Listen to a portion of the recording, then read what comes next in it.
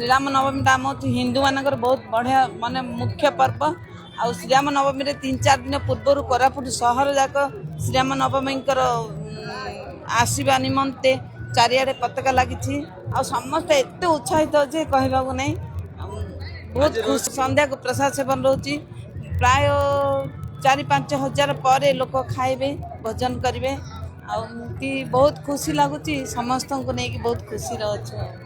श्रीराम नवमी आम बहुत खुशी बहुत उत्साह और बहुत उत्फुल्लित अच्छी राम को स्वागत करने आम समस्ते छिड़ा होइचु आउ फूल स्वागत जनइबू आ बहुत उत्साहित लगुच 3-4 दिन हम बहुत खुशी लगुच। लोक संख्या तो माने आम तो गणी पारिबानी अगणीय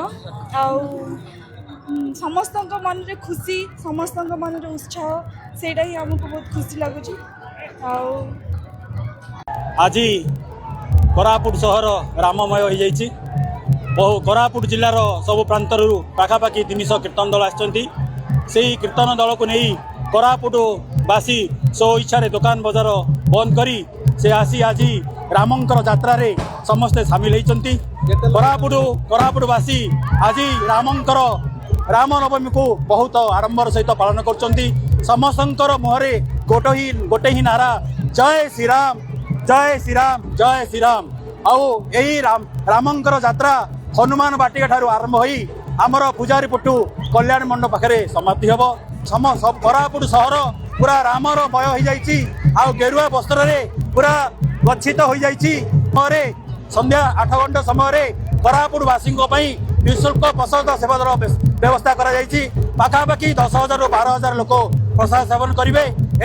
देखो पुरुषोत्तम श्रीराम प्रभुकर जो राम नवमी मो सहरवासी तथा कोरापुटवासी को मो आंतरिक शुभेच्छा जनाऊे जे सब वर्ष भाया ए वर्ष पालन वर्ष आहरी अधिक आडंबर पालन कर सब वर्गर जगदे से राम पालन कर समस्त भाई भाई मानक मोर आंतरिक शुभेच्छा जनाऊँ।